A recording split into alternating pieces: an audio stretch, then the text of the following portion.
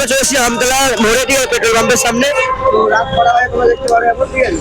তো এখন আমরা দাদাকে বলবো যে ওনার ঘুগনি ওনাকে নিজেকে রিভিউ দিতে বলবো। দাদা তোমার নাম কি? কোনো ভালদার। দাদা তোমার এই ঘুগনিটা পারফেক্ট ঘুগনি তো, কোনো খেলে ক্ষতি নেই তো?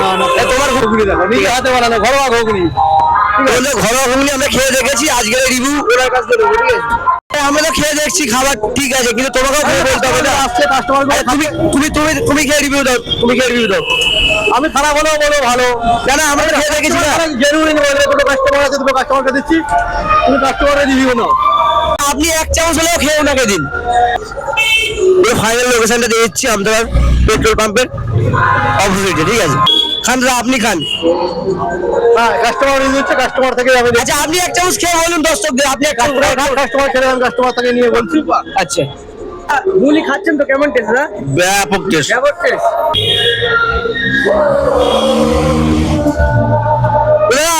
খেলেন তো কেমন বলুন? আসলে কাস্টমার আরো বলবে, সেটাই জেনুইন বলবে। অল্প খারাপ আপনি তো খাচ্ছেন, কেমন লাগছে? পুরো ঘরোয়ার সাথে বলুন। আচ্ছা, ঠিক আছে।